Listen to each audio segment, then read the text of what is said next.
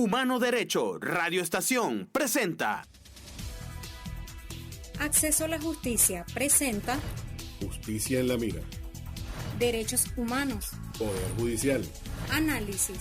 Jurisprudencia. Actualidad. Entrevistas. Agenda. Justicia en la Mira. Observa, denuncia y defiende. Tus derechos, los de todos. Feliz día, bienvenidos a Justicia en la Mira, el programa de la ONG Acceso a la Justicia, por Humano Derecho Radio Estación. En los controles hoy nos acompaña Héctor Beneses. En la producción y conducción de este espacio, los directores de Acceso a la Justicia, Laura Louza y quien les habla, Ali Daniels.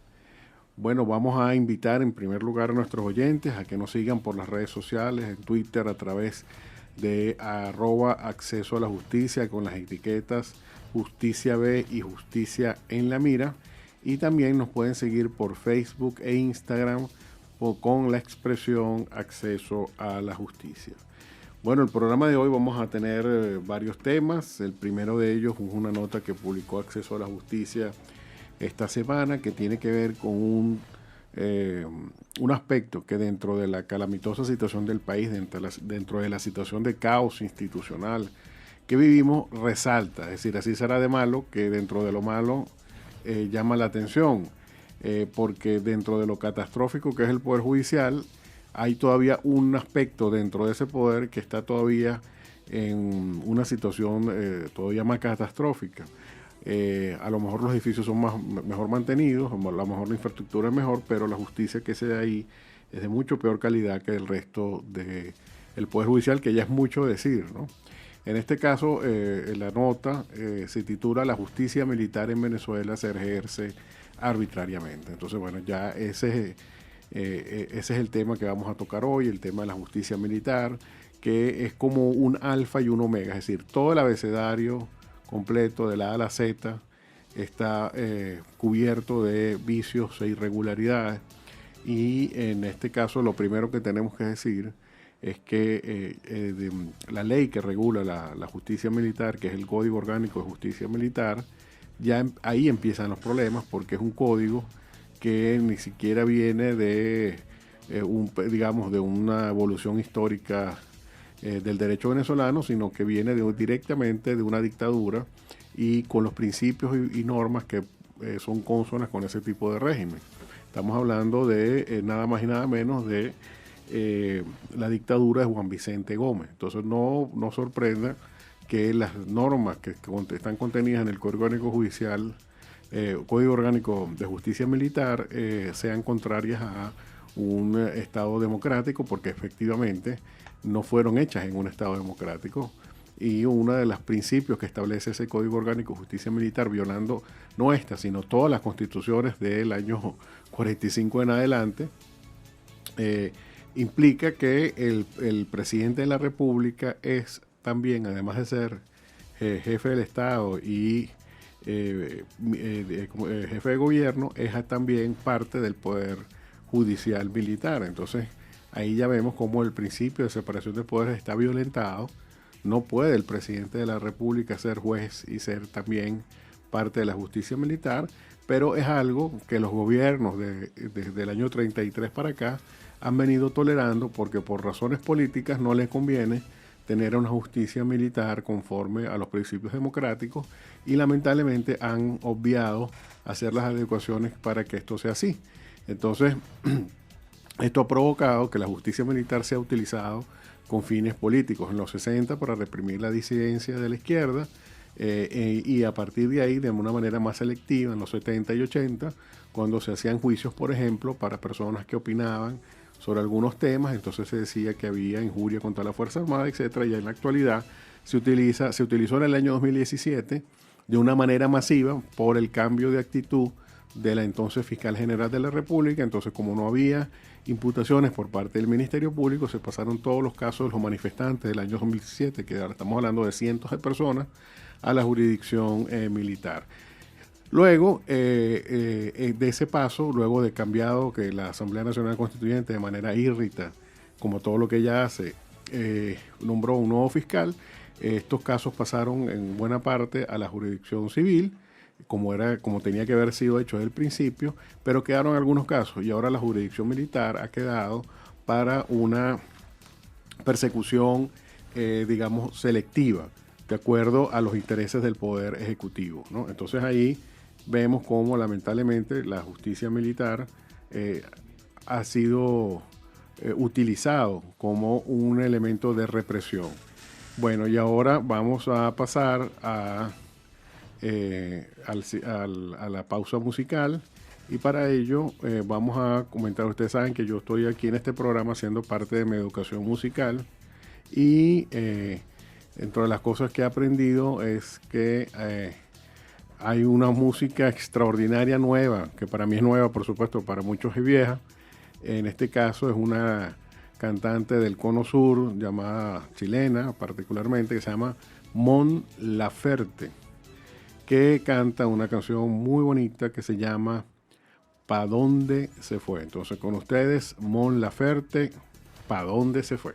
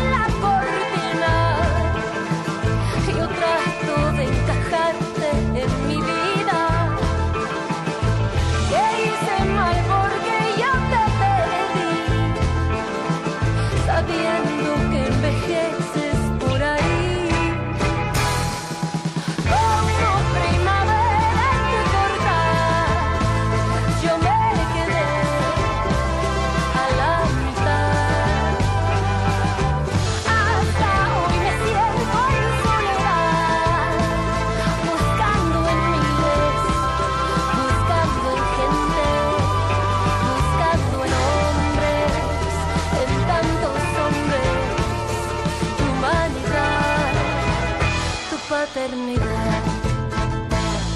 ¿Te has puesto a pensar qué vas a hacer cuando estés viejo? ¿Quién te cuidará? Como primavera entrecorta, yo me quedé a la mitad. Hasta hoy me siento en soledad, buscando en mí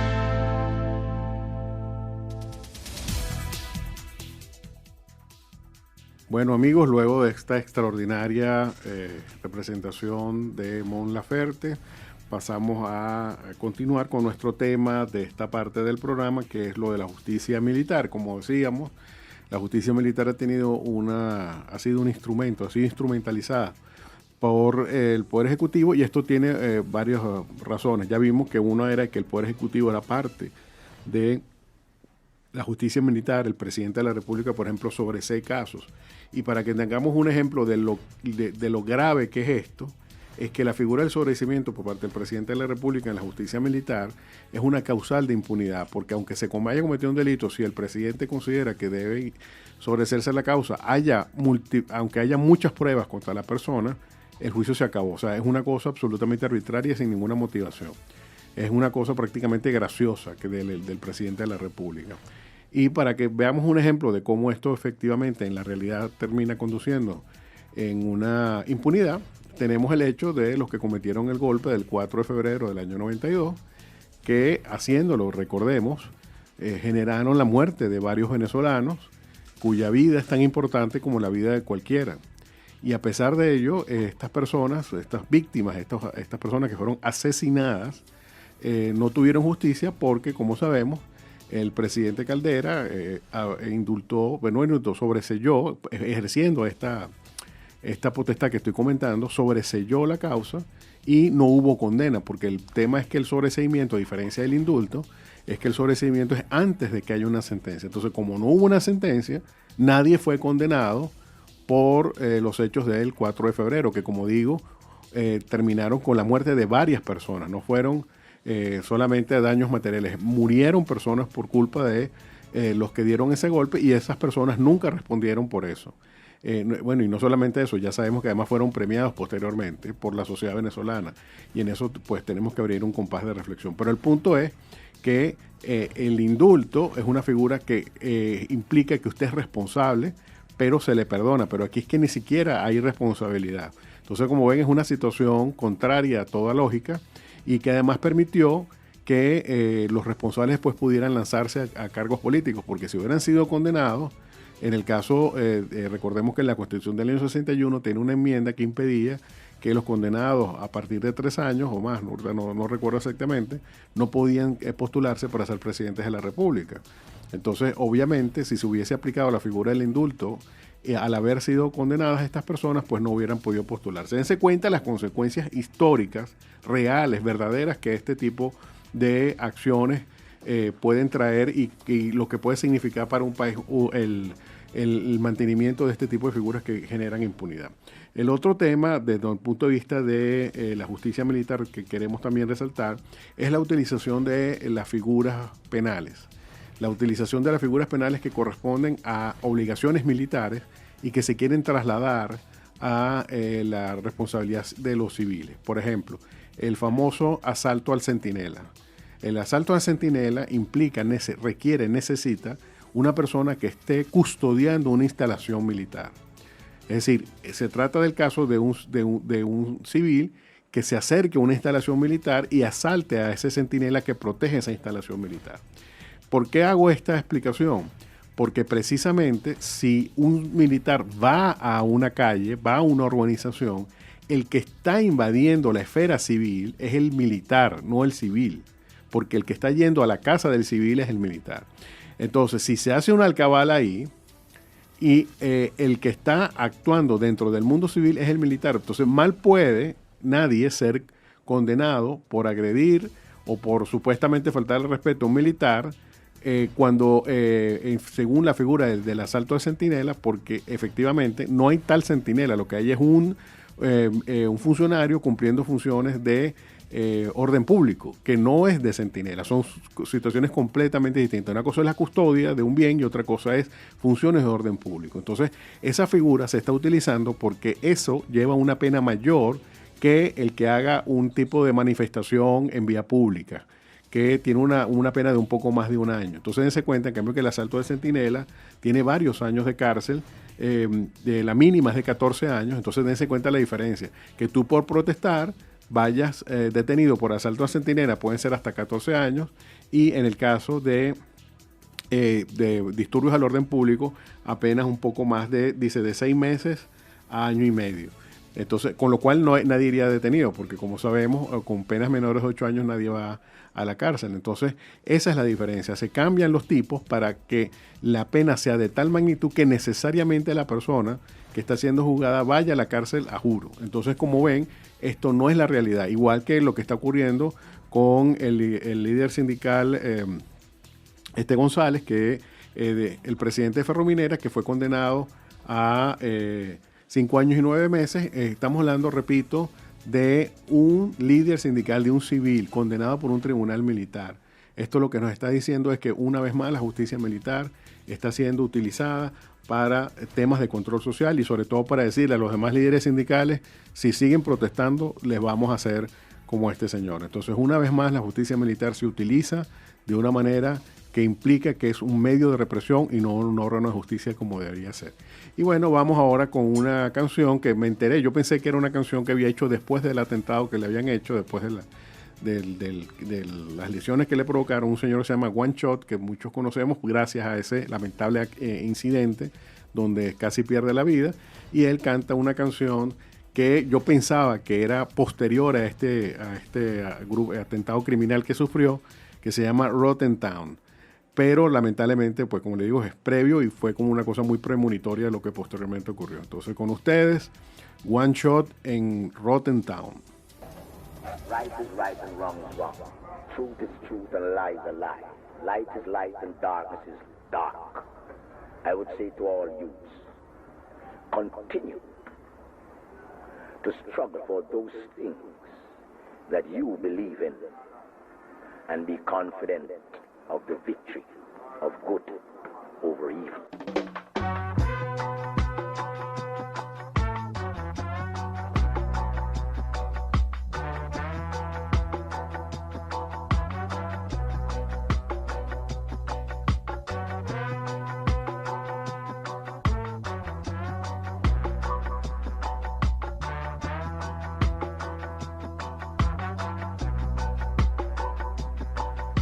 Somewhere, blood I got run. Tonight I don't I will die. Tonight we light a sun. Tonight mommy have to cry alone at home. Cause I shot a lost a bullet from his gun.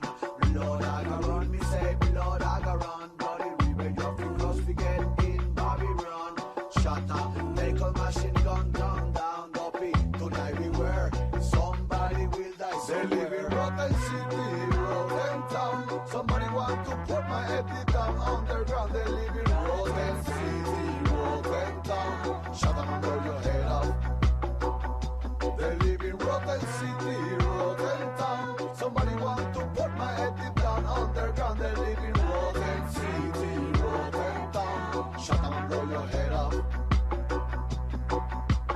Let me introduce you to Caracas, embassy of hell, land of murderers and shatters. 100 people die every week.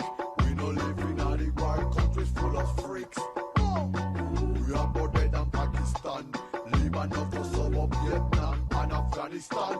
We have plenty mafia and plenty done, and we have some crazy killer with the fast machine gun. They live in rotten city, rotten town. Somebody want to put my head down underground. They live in rotten city, rotten town. Shut up and blow your head off.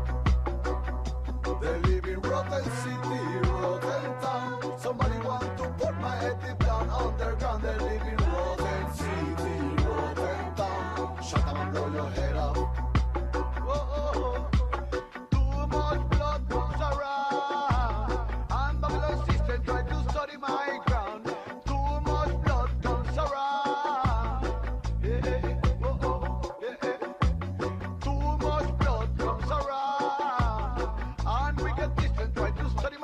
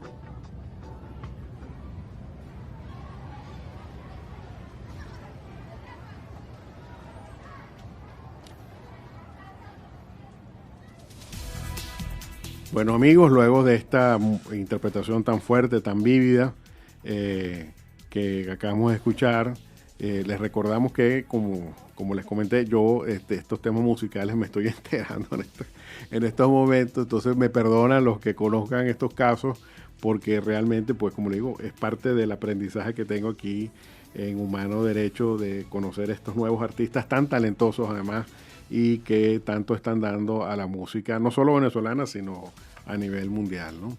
Entonces, bueno, continuando con el tema de la justicia militar, para terminar, les recuerdo que Acceso a la Justicia tiene varios estudios sobre el tema de justicia militar, y digamos, desde un punto de vista institucional, en estos momentos, lo más grave es que tanto los miembros de la Corte Marcial como el resto de los miembros de la justicia militar, contrariando la Constitución que dice que solo el Tribunal Supremo puede nombrar jueces, están nombrando miembros de la Corte Marcial a través de resoluciones del ministro de la Defensa. Esto es una violación gravísima a las disposiciones constitucionales y demuestra una vez más cómo el Tribunal Supremo se hace cómplice de lo que hace el Poder Judicial, porque aunque no nombra a esos jueces militares, sí los juramenta. Entonces nosotros, como veíamos los actos de juramentación, pensábamos ingenuamente que quienes nombraban a esos jueces militares eran los magistrados del Tribunal Supremo, como ordena la Constitución, pero no, en Gaceta constan estos nombramientos y además se hace, como digo, abiertamente, ¿no? Lo publican en Gaceta como diciendo, no me importa lo que diga la Constitución, yo nombro aquí a los jueces militares.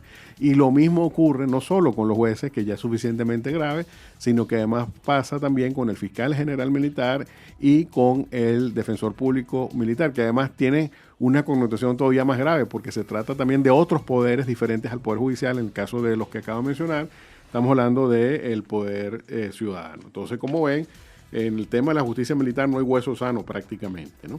Y terminando este tema, pasamos también a que en el pasado 12 de agosto se celebró el Día Internacional de la Juventud, que fue declarado así por Naciones Unidas en el año 1999.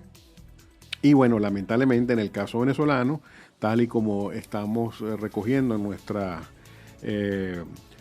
nota que publicamos en Instagram sobre este tema, no, a pesar de ser la juventud, justamente el futuro del país, debe ser donde más deben los estados preocuparse para que las futuras generaciones tengan los elementos necesarios para tomar el mando del país, pues lamentablemente, como sabemos, no es así. Hay muchos datos que nos dicen no solamente que los jóvenes se están yendo, sino que además cada vez están menos interesados en formarse, porque la necesidad y el hambre los está obligando a tomar trabajos inmediatos que les puedan proporcionar alguna satisfacción material. Y como digo, cuando digo satisfacción material me refiero a la supervivencia, no es un tema de hacerse rico.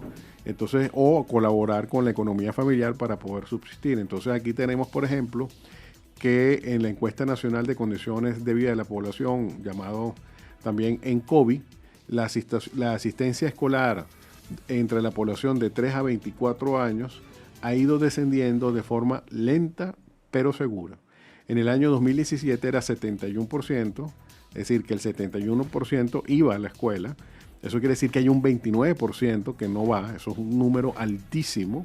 Y ese número en el 2018 siguió aumentando, porque la asistencia pasó de 71 a 70, es decir, un 30%, casi una tercera parte de los jóvenes venezolanos no va a la escuela.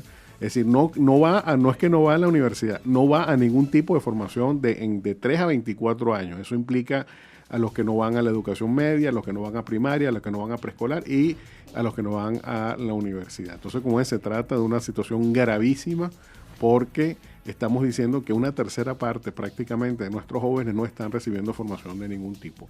Adicionalmente, tenemos el hecho de que entre los jóvenes venezolanos el grupo es uno de los grupos más afectados por el desempleo, porque se señala aquí que entre los jóvenes de 15 a 24 años la tasa de desempleo es del 23%, más del doble de la media de la población. Es decir, los que más están desempleados en Venezuela son los jóvenes.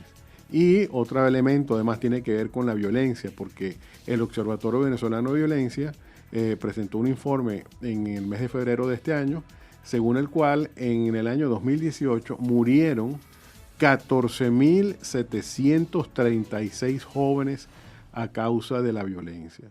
Esto se traduce en 283 muertes a la semana, 40 por día. Es decir, estamos hablando de casi 2 muertos por hora. Es una situación espeluznante, lamentable, donde además de eso, de esas muertes, 5.364 murieron a causa, ojo con esto, a causa de la violencia policial. Esto refleja muy bien la realidad venezolana y sobre todo remuestra la violencia estatal contra la población y en particular en este caso contra la población joven. Y esto está reflejado también en el informe de la Bachelet, donde se dice que casi la mitad de las muertes violentas que pasan en Venezuela son responsabilidad del Estado. ¿Cómo un país puede decirse democrático y respetuoso de los derechos humanos cuando la mitad de los homicidios son acá a manos de funcionarios públicos? Esto es algo que nos debe llamar la atención y es algo además que está basado en cifras oficiales. O sea, ni siquiera es algo que la alta comisionada generó por sí misma o a través de una encuesta o se la dieron algunas ONG. No. Son los dos datos, tanto el número total de homicidios, 10.000, alrededor de 10.000, como el número de muertes a manos de funcionarios fue dada por el Estado venezolano. Bueno, y ahora vamos a pasar también a nuestra siguiente ronda musical con un grupo que lamentablemente, volvemos a lo mismo, estoy aprendiendo, ¿no? Pero que es un grupo que se llama Billy Se Fue. Ese grupo, que después hizo otro también, que también desapareció, que se llama Susan, me dicen que en su momento tuvo muchísimo éxito y ahora lo vamos a escuchar con una canción que se llama Siempre en mí. Con ustedes, Billy Se Fue cantando Siempre en mí.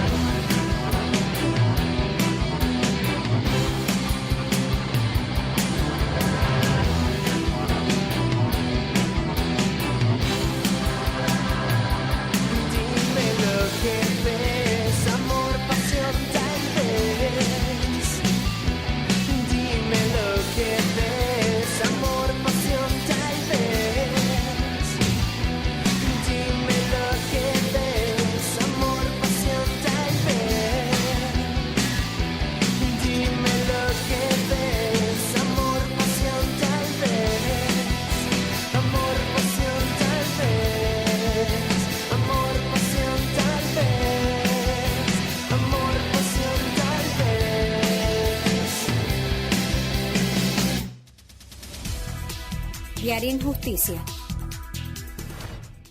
Bueno, amigos, luego de esta reflexión sobre el Día Internacional de la Juventud y de esta interpretación de Billy se fue, vamos a seguir con nuestra tradicional parte del programa que trata de la Diaria Injusticia. Antes del nuevo caso, vamos a aclarar que en el caso de la semana pasada, que era el caso de la sentencia sobre Marshall y Asociados contra Benalún, hay una novedad, hay una noticia, que es que nos enteramos que la empresa afectada pidió una aclaratoria de la sentencia y la Corte reconoció que se había equivocado. Bueno, no lo dijo así, pero dijo que iban a aplicar lo que debía aplicarse, que era que, recordemos, que era que ellos cuando le reconocieron los daños, lo iban a calcular, el monto de lo que tenía que pagarle Benalún a esta empresa, lo iban a calcular con los índices hasta el 2015 y a partir de ahí con las tasas pasivas de los bancos. Entonces, porque decían que el Banco Central no había cumplido, pero no era verdad. Ya para la fecha en que se publicó la sentencia, eso sí había ocurrido. Entonces, cuando los abogados de esta empresa solicitaron una aclaratoria, explicando que eso no debía ser así porque ya se había publicado los índices de inflación hasta el 2019, la Corte rectificó y dijo que efectivamente la experticia complementaria para determinar el monto a pagar tenía que incluir los índices hasta el 2019. Entonces, ahí hubo un acto de justicia, hay que reconocerlo y lo decimos claramente sin ningún problema, pero también es cierto que nosotros hemos hecho ya algunos cálculos sobre esos índices de inflación y cuando usted parte de una cantidad en dólares y o aplica esos índices de inflación, resulta que lo va a hacer en bolívares, por supuesto. Cuando va a hacer la comparación entre los dólares que usted tenía al principio y los dólares que resultan de la aplicación de los índices, al final termina teniendo la mitad. ¿Por qué? Porque la inflación que refleja el Banco Central es mucho menor de la realidad. Entonces, si bien hay un acto de justicia porque se reconocen por lo menos los índices de inflación del Banco Central, también es cierto que esos índices de inflación no son los que corresponden a la realidad, con lo cual, si usted está solicitando $100 o el equivalente a $100 hace 8 años, cuando le aplican esos índices, si acaso le dan 50, el equivalente a $50 es mucho. Entonces, como ven, hubo una rectificación, hubo una mejora en la situación del demandante, pero al final, lamentablemente, volvemos a tener otra diaria injusticia. Entonces, dicho esto, vamos ahora a pasar al caso que nos ocupa esta semana, que nos salimos un poco de, digamos, los parámetros que normalmente tenemos con diaria injusticia, que se trata de casos de personas no conocidas, para ver la cotidianidad de esta injusticia que hay en Venezuela, pero la gravedad del caso nos obliga, que es una sentencia que es la número 56 del expediente 2019-52, que fue la que declaró que había méritos para juzgar al diputado Juan Pablo García. Lo declaró también en flagrancia y solicitó a la irritada Asamblea Nacional Constituyente que le fuese levantada su inmunidad. Entonces ahí tenemos un detalle, ¿no? Lo primero que hay que decir es que la acusación o la solicitud que presentó el fiscal para que esta sentencia se diera se presentó el 12 de agosto. Entonces aquí ya empiezan los problemas. ¿Por qué? Porque la sentencia, adivinen qué fecha tiene. 12 de agosto. Entonces, ¿cómo es posible que el mismo día que te presenten una solicitud salga una sentencia el mismo día? Entonces, esto lo que nos está diciendo es que este caso, como todos los casos donde hay un político involucrado, la justicia actúa de una manera increíblemente expedita cuando en otros casos ni siquiera existe. Por ejemplo, todavía estamos esperando 4 años después que haya una sentencia en el caso de los diputados de Amazonas. ¿Dónde está esa sentencia? ¿Por qué no hay una justicia expedita ahí? Pero para el diputado Juan Pablo García, el mismo día que se solicita su allanamiento, ahí sí hay una sentencia. Entonces, aquí vemos cómo es la hipocresía del Poder Judicial, que para unos da una justicia de horas y para otros nunca determina de dar una decisión. Y sobre el fiscal, pues también podemos decir lo mismo. ¿Dónde están las acusaciones del caso Odebrecht, por ejemplo? El caso de corrupción más grande de América Latina, en Venezuela no hay, yo no digo que es que no haya un condenado, es que ni siquiera hay un acusado. En cambio aquí, cuando se trata de un diputado, inmediatamente sale la sentencia en cuestión de horas, ¿no? El otro caso, ya hablando del fondo de la sentencia, es una sentencia realmente impactante desde el punto de vista jurídico, porque cuando uno cree que ya está más allá de la sorpresa, que ya está más allá de cualquier asombro en el Poder Judicial, lamentablemente el Tribunal Supremo se encarga de negar esto y decir, no, sí, siempre tengo una sorpresa que darte. En este caso, voy a leer una línea de la sentencia, porque se dice que el diputado debe levantársele la inmunidad, entonces comillas, porque promovió o no contradijo de manera expresa la intervención en los asuntos internos de Venezuela por parte del Grupo de Lima. Entonces, para que los oyentes lo entiendan bien, promovió o no contradijo. Entonces, yo puedo acusar a alguien de que hizo algo y puedo acusarlo de que no hizo algo. Pero lo que no puedo hacer es acusarlo de que hizo y de que no hizo al mismo tiempo. Me explico. En el caso de que una persona atropella a otra, eso es un delito. Pero si lo atropella y además abandona a la persona y no le presta socorro, incurre en una cosa que se llama omisión de socorro. Entonces ya hay dos actos separados. Entonces ahí actuó y dejó de actuar, pero en dos actos separados. Uno el atropello y el otro el abandono. Aquí se dice que él promovió, que es hacer algo, yo promuevo algo, yo digo voten por tal, hagan tal cosa, o no contradijo. Entonces, no contradecir es que yo me quedé callado. Entonces, no se sabe si el diputado es acusado de hacer algo o de no hacerlo. Esto lo que demuestra es la pobreza de esta sentencia, es las pocas o ninguna pruebas que tienen contra este diputado que lleguen al punto de condenar a una persona porque se quedó callada ante la declaración de un grupo de gobierno. Dense cuenta que si esto es así, si se está condenando a este diputado porque se quedó callado ante lo que dijo el Grupo de Lima, bueno, la mayoría de los venezolanos que no hemos dicho absolutamente nada sobre lo que señaló el Grupo de Lima, entonces también estamos condenados e hemos incurrido en una falta gravísima, porque esta persona no es que les van a dar una multa por esto, es que le están allanando su inmunidad y está siendo puesta en peligro su propia libertad personal, simplemente porque el Tribunal Supremo considera que ante lo que dijo el Grupo de Lima, todos los venezolanos tenemos que salir gritando a las calles diciendo que estamos en contra.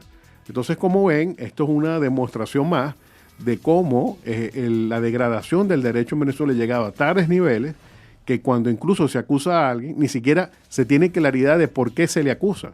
Y termino este segmento señalando que de los 18 diputados que han sido declarados responsables o que se ha dicho que hay elementos para juzgarlos por parte del Tribunal Supremo, supuestamente, digo supuestamente porque precisamente de esos 18 diputados, 14 no conocen por qué se les va a allanar su inmunidad. ¿Y por qué digo esto? Porque esas sentencias no se han publicado. Entonces dense cuenta de la gravedad que usted se le allane su inmunidad, esté en peligro su libertad personal y usted ni siquiera sepa por qué. A estos niveles hemos llegado en el Tribunal Supremo, donde lamentablemente una vez más el derecho es una expresión de dibujo libre, es una expresión de la arbitrariedad y el poder judicial ni siquiera se toma la molestia de fundamentar mínimamente las sentencias que tiene que decidir, donde se tienen que poner en peligro cosas tan delicadas como lo son las libertades personales. Bueno, entonces dicho esto, pasamos a un grupo buenísimo que les recomiendo, una canción que es también muy antigua y que para mí siempre ha sido como el examen final de un terapista de lenguaje, porque es una canción dificilísima de cantar y yo reto a cualquiera que después que la escuche la trate de cantar para darse cuenta de la dificultad que supone. Esto es un grupo además que tiene un nombre muy caraqueño y que a los que hemos tenido mucho tiempo viviendo en Caracas y a los que han pasado su niñez aquí, les recuerda inmediatamente dulces memorias, como es el caso de los Crema Paraíso, en la voz de Andrea Echeverry, y la canción se llama El Curruchá. A mi negra la quiero más que a la cotiza que llevo en el piel. A mi negra la quiero más que a la tinaja cuando tengo sed. A mi negra la quiero más que a mi chinchorro que me hace soñar. La que está corazón que colgando del pueblo vive si te ha hecho ganar. A mi negra la quiero más que a la cotiza que llevo en el piel. A mi negra la quiero más que a la tinaja cuando tengo sed. A mi negra la quiero más que a mi chinchorro que me hace soñar. La que está corazón que colgando del pueblo vive si te ha hecho ganar. Cuando baila mi negra joro, pues vamos zapatea por dentro de mí. Al compás de punta y talón, al compás de la tripa sin fin. Con que gracia mena la cara. la razón con un chapo que se menea la cadera. Mi negra te me hace perder la razón. Cuando baila mi negra joropo, el amor zapatea por dentro de mí. Al compás de apretar el talón, al compás de la capa civil, porque ella se menea la cadera. Mi negra que me hace perder la razón con un chapo que ella se menea la cadera. Mi negra que me hace perder la razón. Si a mi negra la miro, los ojos se ponen más rojas que el paraguatán. Cuya flores incendio de boca, corazón de abeja, el corte panal. Si me rozo con ella en el baile, me suelta cococho un inmenso calor. Pues mi negra está muy sudorracha que tiene ceniza en el hacha de amor. Si a mi negra la miro, los ojos se ponen más rojas que el paraguatán. Cuya flores incendio de boca, corazón de abeja, el corte panal. Si me rozo con ella en el baile, me suelta cococho un inmenso calor. Pues mi negra está muy sudorracha que tiene ceniza en el hacha de amor. Cuando baila mi negra, joropo, el amor zapatea por dentro de mí. Al compás de apretar el talón, al compás de la capa civil, porque ella se menea la cadera. Mi negra que me hace perder la razón con un chapo que ella se menea la cadera. Mi negra que me hace perder la razón. Cuando baila mi negra, joropo, el amor zapatea por dentro de mí. Al compás de apretar el talón, al compás de la capa civil, porque ella se menea la cadera. Mi negra que me hace perder la razón con un chapo que ella se menea la cadera. Mi negra que me hace perder la razón. A mi negra la quiero más que a la cotiza que llevo en el pie.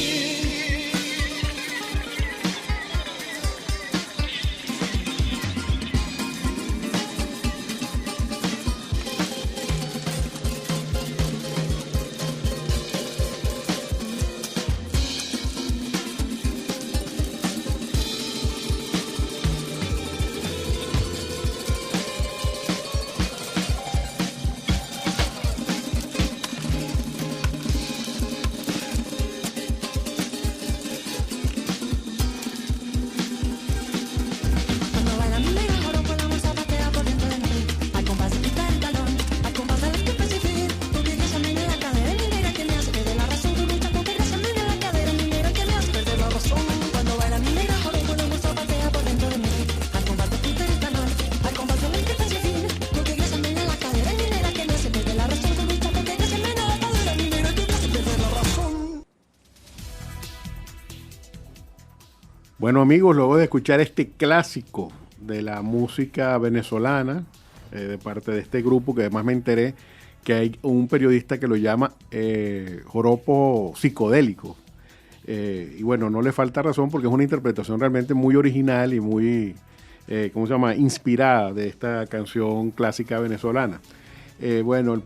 Siguiendo con nuestro programa, vamos ahora a hablar en nuestro diccionario jurídico. Recordamos que nuestro diccionario jurídico lo pueden conseguir tanto en nuestra página web www.accesoalajusticia.org como en nuestra app para teléfonos Android, que pueden acceder a ellas a través de Google Play con la expresión Acceso a la Justicia. Recordamos que esta app es gratuita, totalmente gratuita, y apenas pesa un poco más de 10 megas, que como siempre digo, ni empobrecen ni enriquecen a nadie. En este caso vamos a hablar de un concepto que tiene que ver con lo que es el tema del programa de hoy, que es la justicia militar, que es la palabra fuero. ¿Qué es un fuero? Circunstancia personal, real o local que determina la competencia que tiene un tribunal para conocer de un caso, obviando las reglas ordinarias al respecto. Ejemplo de uso de esta expresión sería: la fiscal general solo puede ser juzgada por el Tribunal Supremo. Es parte del fuero que le corresponde como alta funcionario del Estado. Es decir, los fueros son la desaplicación de las normas generales de competencia para conocer de un caso. Entonces, en la Edad Media, por ejemplo, si usted era un cura, usted robaba o cometía algún delito, usted no era juzgado por los tribunales ordinarios, sino que era juzgado por un tribunal eclesiástico. Si han ido alguna vez a la Plaza Bolívar, al lado de la catedral, hay un museo, que es el Museo de la Arquidiócesis, y ahí verán en el sótano hay una celda. Esa celda era para sacerdotes, para religiosos. Entonces, ¿por qué? Porque tenían un fuero. El fuero es lo mismo que ocurre con los militares, que en Venezuela, de acuerdo con la Constitución, se ha ido diluyendo, porque si el militar comete acciones contrarias a los derechos humanos, pues es juzgado por los tribunales ordinarios. Entonces, como ven, el fuero se ha ido eliminando, como debe irse eliminando esta figura de la justicia militar con todas estas vicios que está comportando, y de hacerse una depuración para que sea una justicia verdaderamente imparcial e independiente. El otro tema es que el fuero no solamente es por la condición de la persona, como dice aquí el diccionario. Puede ocurrir que sea por otras circunstancias. Por ejemplo, que se trate de una persona que por su ubicación geográfica el tribunal competente sea otro, ¿no? Entonces puede ocurrir. En la antigüedad, por ejemplo, hay un caso muy famoso que es el de Pablo de Tarso, que él estaba siendo acusado de unos delitos, pero como era ciudadano romano, él tenía derecho a ser juzgado en Roma, a pesar de que los delitos de los que se le acusaba no habían sido cometidos allí. Entonces, como ven, ahí por una circunstancia personal de él, pues él terminó siendo juzgado en Roma, a pesar de que los delitos no fueron cometidos allí. Y hay otros elementos, como por ejemplo que haya acuerdos entre estados que permitan que se pueda juzgar a personas según su condición.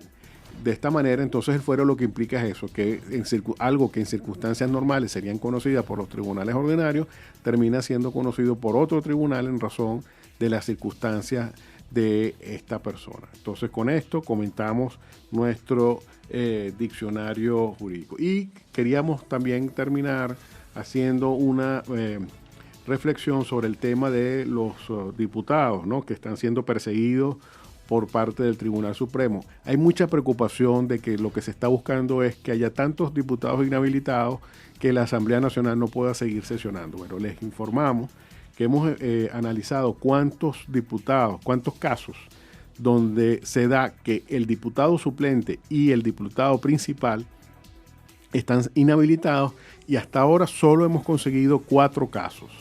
De modo que no decimos que no sea posible, que por supuesto lo es, pero les quedan bastantes sentencias al Tribunal Supremo para poder inhabilitar a una mayoría que no sea la mitad, porque de acuerdo con la ley, el quórum necesario es de la mayoría simple, o sea, unos 80 y tantos diputados, 84, 85 diputados. No hemos llegado a ese número, apenas hay 4 casos, y además hay un punto que muchos olvidamos, ¿no? Y es que los diputados del gobierno son diputados y ellos suman, o sea, que nunca vayan, que se hagan los locos, que no estén presentes, es otro tema, pero siguen siendo diputados de la Asamblea Nacional y son más de 50, con lo cual habría que tener una renuncia de estos para poder contar con que se elimina una parte de los diputados electos. Otro tema tiene que ver con el recorte del mandato de los diputados.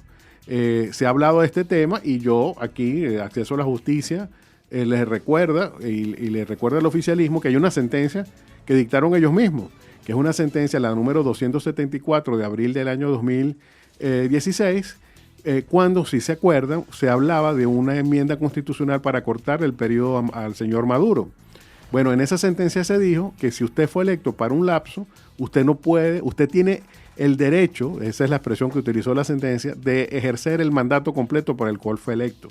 Entonces nosotros lo que decimos es, bueno, aplíquese ese mismo criterio a los diputados. Así como el señor Maduro no podía ser recortado su mandato, a los diputados de la Asamblea Nacional no les puede ser recortado su mandato, de acuerdo con el propio criterio de la Sala Constitucional, que dijo que un funcionario electo tenía que agotar el mandato para el cual fue votado por parte de los ciudadanos. Entonces, como ven, lo que es lo mismo como siempre se dice, para el pato, es lo mismo para la pata, etcétera.